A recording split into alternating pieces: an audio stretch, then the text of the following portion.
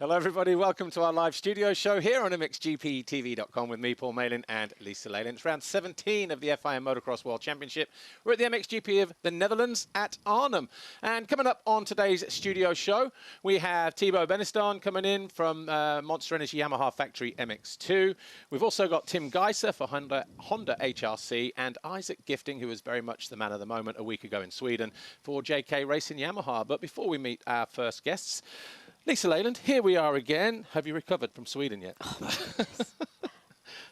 I don't know. It's kind of like, you know, one of those GPs that when you think about the year, you think that GP stood out. It was just incredible. Yeah. It was just, I think I grabbed hold of someone at one point and I was jumping up and down screaming, and I have no idea who that person was. It was my wife. Oh, right. Sorry. Yeah, I think it was. Apologies for that situation, but it was just incredible, wasn't it? Absolutely. And and obviously this weekend we've got a similar kind of thing. We've got obviously Dutch GP with Kai, with Jeffrey, with Lotte, with Glenn, Calvin, all these guys as well. Could have a similar atmosphere. Well, it's a strong lineup of Dutch riders, so I'm thinking, and the fans are already coming out in full force, so it's going to be a good one, isn't it? Yeah, well, should we crack on? No. All right. Anyway, let's crack on with the show. Thibault Benistant, Monster Energy Yamaha Factory MX2, joins us now. And Thibault, good to see you. And great shorts, by the way. Lisa likes them. I like your shorts. That's what I said. I said, oh, nice shorts. And then just put the mic down. Here we go. Here we are then, Arnhem, 5th in the World Championship standings at the moment. How would you evaluate your season so far? Actually, I should say more hard than I would like or expected. Yeah, 5th is in a way not too bad for a World Championship, but after that many years in MX2, it's true that it's a bit, a bit too far away, let's say. Obviously, the first round in Argentina was kind of seemed like a tough start because 10th and 12th, I think, in the races. Were you 100% ready coming into the season then? Did you not like the track, or was it just that first GP where the intensity was maybe more than you expected it to be? Actually, I wasn't ready 100%, and actually was a little bit the plan to just grow during the season. For sure, was not expected to be that far away. But yeah, I was also still struggling with start, so yeah, we can see that without the start it make it more difficult, but I was also not ready 100% yet. Yeah. Well, this year you moved back to the south of France. You're training with Yves Demario. Was that your choice to make that change?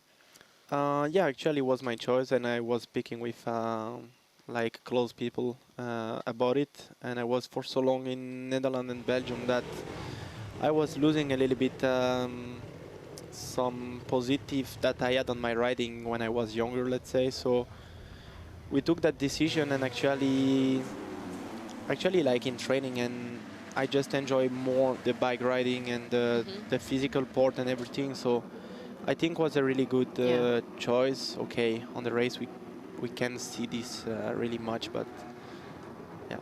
Yeah, but you're enjoying it. What's the biggest difference with working with Yves? Is it like, I guess, the fitness work that you do in the gym, or is it the technical stuff that you do out on track? Where is the difference then? How does it improve with you? Actually, we can think when you look at Yves that is only like 30-minute motos or something like this, like old school, but actually not at all. Like we are riding maybe a bit less during the day, but more during the week. So you can take quite often some bike time, let's say, and when you feel a little bit more hard mentally or something, you just go on a bike, but in one other way of riding to enjoy it more or something. And physical part is a little bit more like old school, I should say, like more outside, doing with body weight and not inside the gym with full of elastic and stuff like this. Okay. Yeah, so quite interesting. Yeah. But a lot of trainers are doing this kind of thing now as well, not just, you know. What was that? You know, gym work. You know, hey, I'm not shy. I'll say it twice. But yeah, not meatheads. During the season, obviously, just the one race win in Trentino, but you have had 4 qualifying race wins. The last one was in Sweden. We saw that a week ago. What do you need to do in order to maybe finish the season with some more race wins on the Sunday? Is it just the starts, or is it something else? Yeah, start yes and no, actually, because the last weekend I took 2 good starts in the motos and I couldn't manage to win one. Maybe I should think a little bit less and just go more like a bit more crazy, I should say. But you think that is a problem? Sometimes you think too much, maybe to try to be too perfect on the track.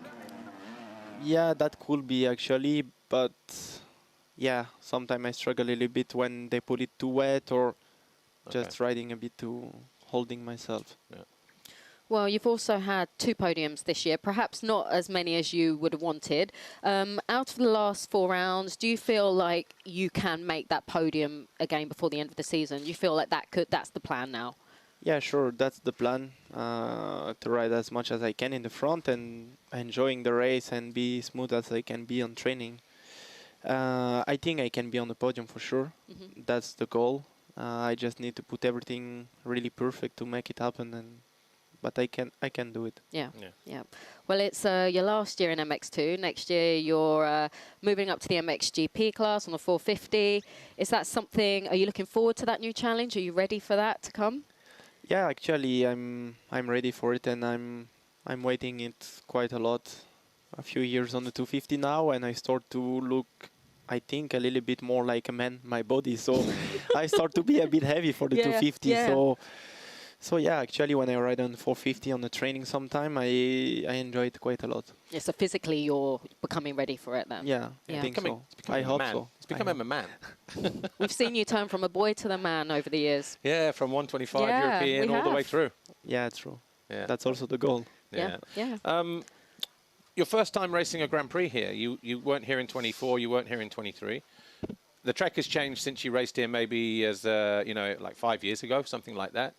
What are your impressions of the track today? Yeah, the first time riding there, at least in GP.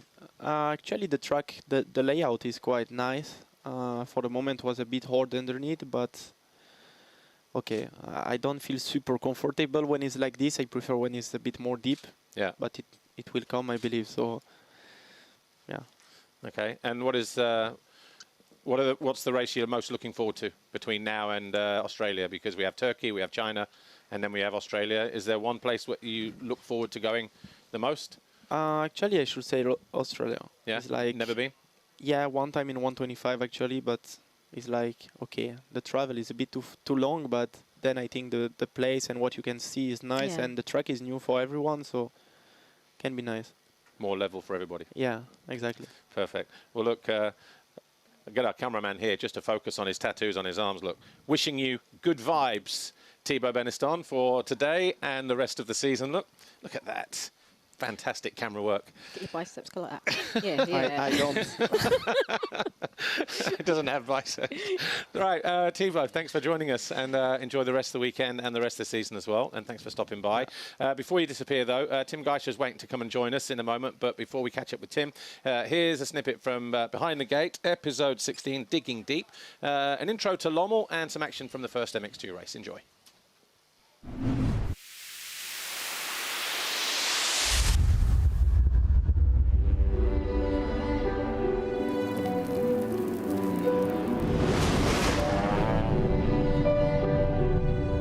The MXGP of Flanders at Lommel is quite simply one of the toughest racetracks in the world physically for a motocross rider. The surface is relentless, the sand is unforgiving, it's so deep, and just when you think it couldn't get any deeper, it does.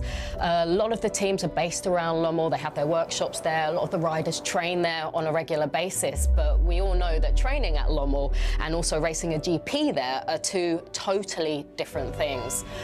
Racing a GP there is even more relentless, and the riders really have to dig deep physically, use all their stamina, use all their energy, and it is classed as one of the toughest racetracks in the world. And when the sun is shining, it's even tougher.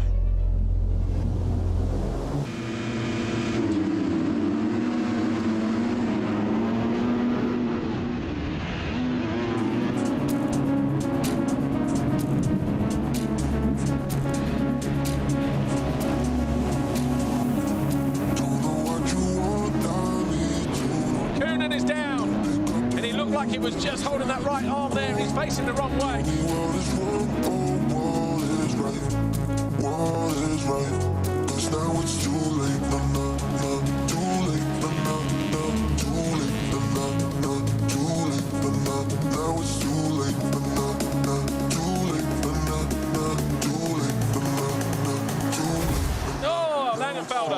slowing down as well. Just got unlucky.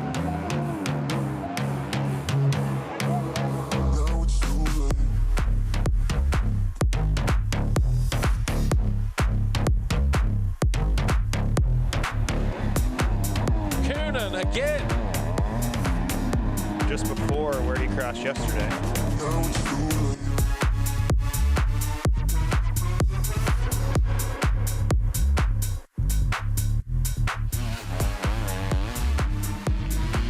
Hi to Wolf.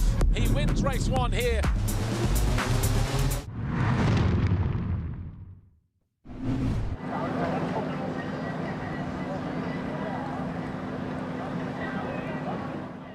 Hello everybody, welcome back to our live studio show here on MXGPTV.com with me, Paul Malin, and Lisa Leyland, the hustler. You forgot the beginning bit of I'm that. not going there, don't worry. No. We're back with our second guest, Tim Gajser, Team Honda HRC, or Honda HRC I should say. Tim, good to see you back last week in Sweden. Been missing since Switzerland, 9 rounds, on the sofa, watching TV. Yeah. Boring. How is the shoulder? Are you 100% now? I mean, yeah, the shoulder is good. I would not say 100% yet. I'm missing a little bit of mobility.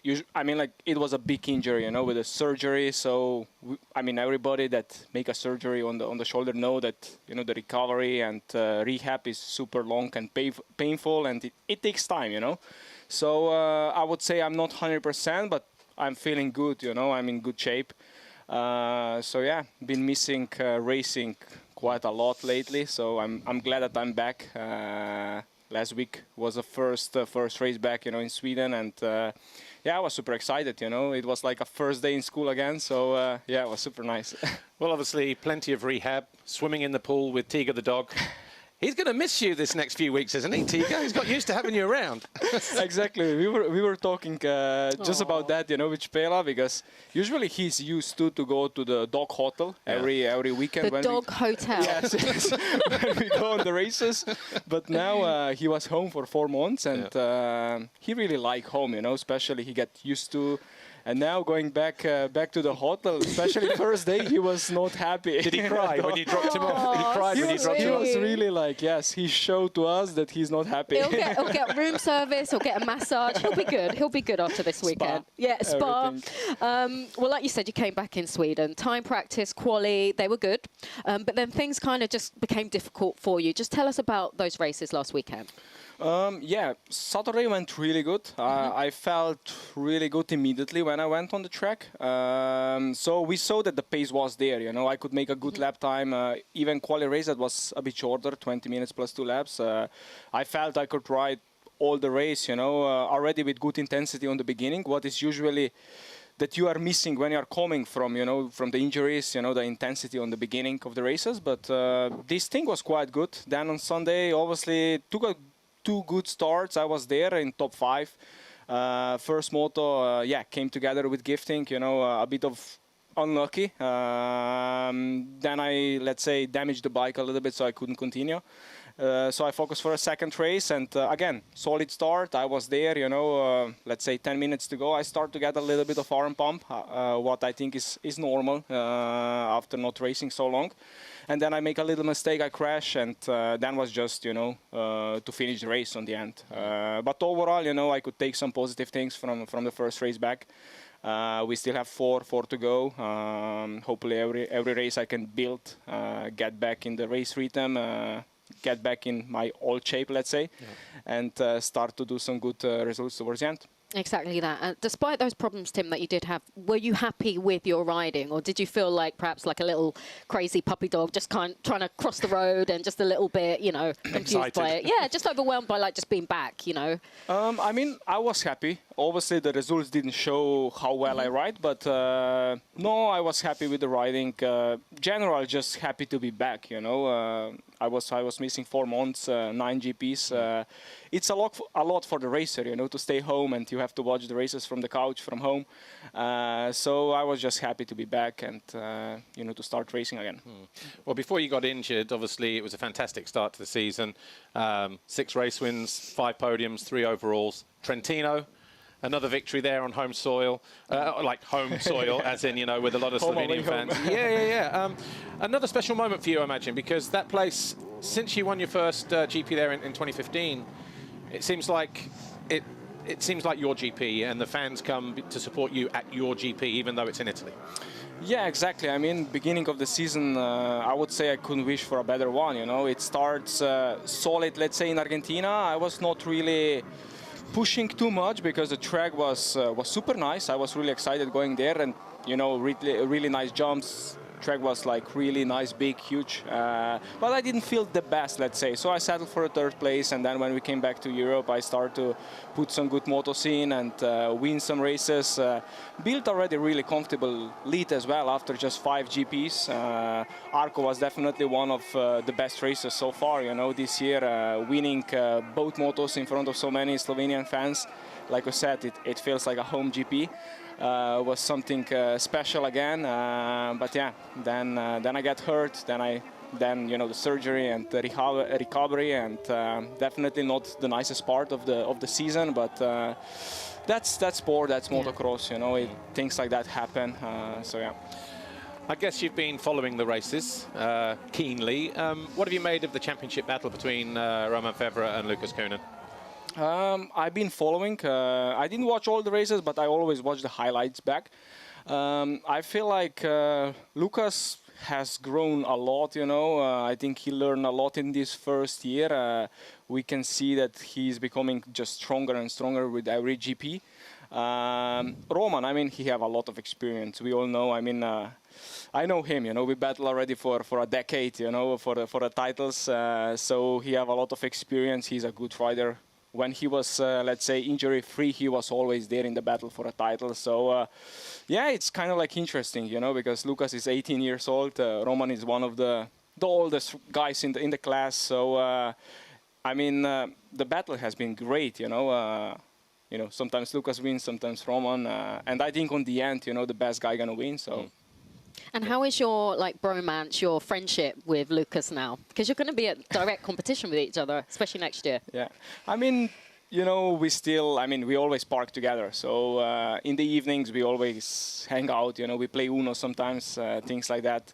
I mean, of course, on the races, when you're racing, when you're on the gate, you don't have friends. But there is always a lot of respect, you know, not just to him, but like I respect everyone on the gate. I think that's the most important thing. But obviously, when you go racing, you know, we all know why we are here, why we are there, you know. We all want to win. We always give 100%, and on the end, the best one win. Yeah. Exactly that. Final question. Right, I'm going to put you on the spot a little bit. Okay. You don't have to answer it. You know, it's that time of year where everyone's kind of talking. The rumours are going in the paddock and gossiping and everything. So, is it true? And apparently, well, we've all heard that you aren't very good at basketball. And you've actually had a basketball court built in your house to improve. Is that the truth? Yeah, I mean, like, yes, we have a basketball court at home. We play quite a lot, especially now when I was home, you know. Even Tiga played with us, Spela. So, yeah, I'm trying. Actually, when I was a kid, we were playing a lot basketball, football, you know, in the school, after school. Yeah. So I like all kind of sports. So, yeah, we play a lot of basketball. And sorry to put that out there, because I know it's perhaps something that you didn't want to talk about, because you do need to improve in that side of the... I was expecting a different question. That was the point. I was already preparing myself. No, we throw that one in there, anyway. Anyway, Tim, good to have you. Enjoy the rest of the season, and good to see you back. Thank you. No worries. Right, our final guest is about to join us in a moment, but before we catch up with Isak Gifting, here is another snippet from episode 16, Digging Deep from Lommel. More action, this time from MX2.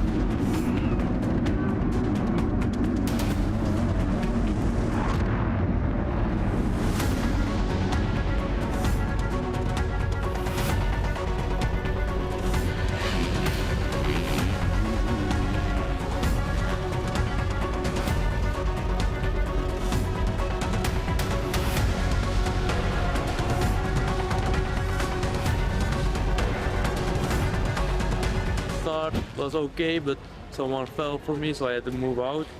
And after 3-4 laps, my bike stalls, and when I did running, I was 1 minute later. So, and after 1 lap, the bike falls down again. So I had to pull over for the last race, but the riding went better and better. So keep it positive, and looking forward to Sweden.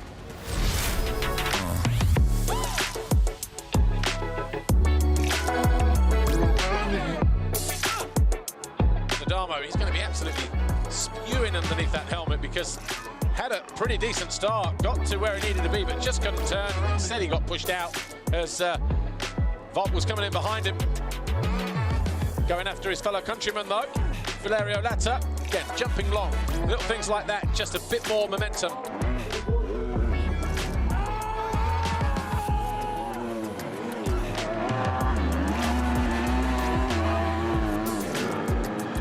And it's been a perfect day at the beach for Kaider Wolf. The Nistan Husqvarna factory racing rider goes 1-1-1 here this weekend.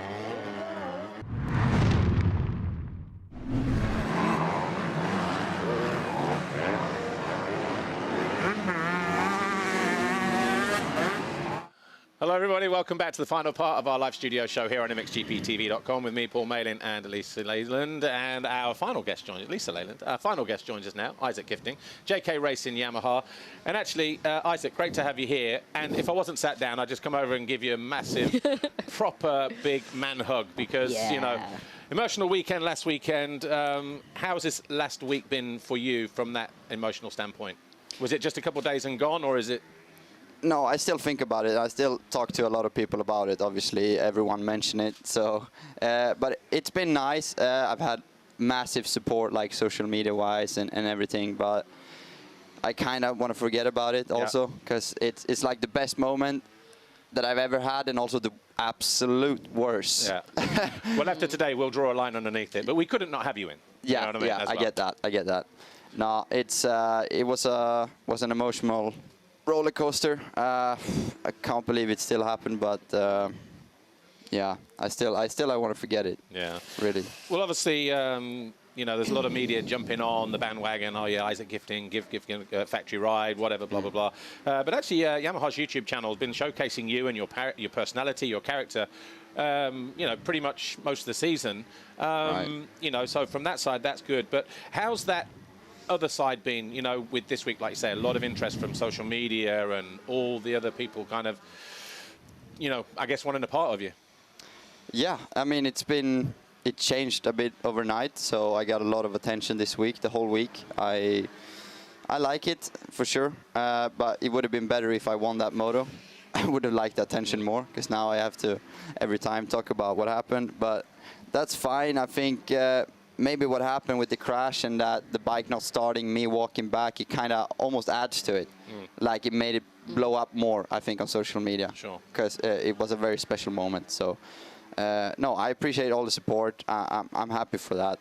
I just hope I can do something that makes me forget about this one. Oh, gosh. Yeah, your reaction's surprising. But anyway, yeah. You have in the past had to miss a couple of home GPs, but these past 2 GPs in Sweden, I mean, you've definitely lined up for the masses. The atmosphere there has been incredible, and you've been a part of that. What's that been like with the Swedish fans? Yeah, it's been amazing. Yeah. I mean, I didn't expect it to be. I mean, I knew it would be a little bit better from last year, since last year was also pretty good, and yeah, it was amazing. I think it actually got to me a little bit on Saturday. Like, I choked a little bit. I missed the start. I didn't do a good time qualifying. I was a little bit struggling. But then when I got that first day out of the way, I think I felt better on Sunday. And I could focus more on my riding. Yeah. And I felt great on Sunday, all day. Everything was feeling perfect. And like, yeah, like this, like doing the sighting lap and going out to the start and hearing the crowd, I actually just felt really relaxed and focused. Like, this is it. This is where I want to be. Yeah, well, that was my next question. You literally rewrote the rule book on what to do on the sighting lap. You know, you're very much the showman, aren't you? With the cap, with the hat, and the cap, the horn, the Viking. Do you enjoy that attention? Yeah. Because that's the one moment out the whole year that all eyes are on you. Yeah, that's true. I kind of enjoy it. I mean, I would probably, if I just choose myself, I would probably just ride the normal sighting lap when like you're a bit nervous and you want to do the race. But then I feel like before the start, I'm like, I'm going to do it anyway, because it feels strange if I don't do it. And then when you get all that support, it feels good. It feels very good. And I mean, obviously, I react well to it. I kind of overperform under those circumstances, because, yeah, both last year and also this year, I think I'm performing much better than what I should do under these circumstances. So it just helps me, and that's really nice to know for the future. Like, I want, if I get a little bit more pressure, more support, it just helps me. Gets you fired up. Yeah, I guess so, yeah. Well, obviously, this is the second time we've had you on the studio show this year. The last time was in France, I think, round 3. And back then, you didn't really have a lot to sort of talk about. It was early in the season. You know, everyone's results were up and down. But since then, results are going your way. You're improving week in, week out. And obviously, last week, you know, race 1, first of all, was good until it wasn't. The incident with Tim, was it a racing incident, or was it like a...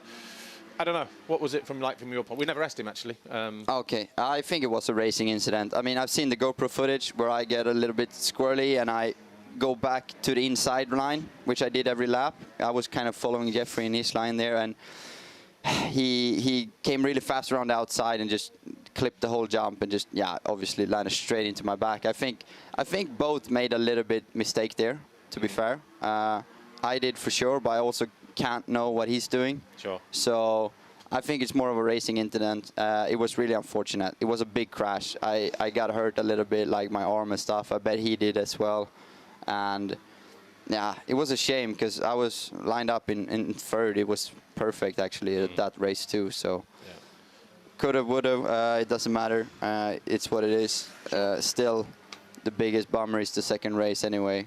So and I know you don't want to talk about it, but I've got another question about that second race. Clearly, after that first race, you're all fired up. You're out for redemption. You wanted to put on a show for the Swedish fans. Battled Tim, passed Jeffrey, Roman. Where did that come from? Where did that performance come from? Or that ride? Yeah, it's hard to say, actually, because for a while I had a lot of pressure from Vlaanderen and Renault, and I thought they would pass me. I mean, I was just trying to hold on and keep them behind me, obviously, you could see that. And then at the end, when I felt like I got nothing to lose now, I mean, I don't have any results from first moto anyway.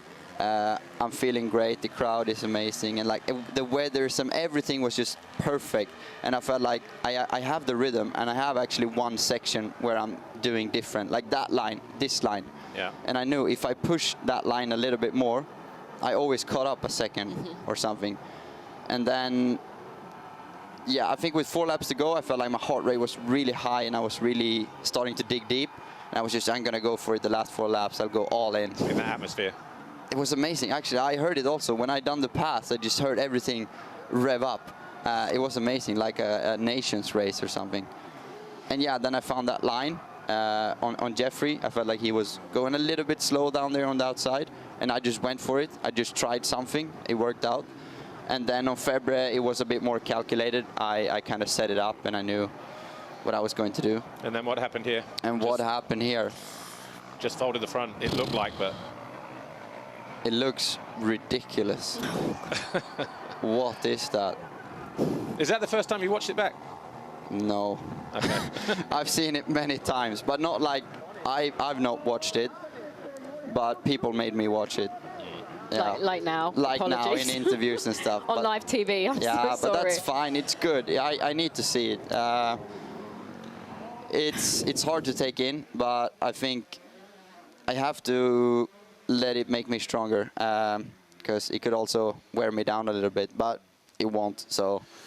It will make me stronger, because really it's nothing that could hurt me much more mentally than exactly what happened there. Yeah. I mean, I couldn't do it any worse for me. Last lap pass for the lead at my home GP, and then throw it all away and walk back.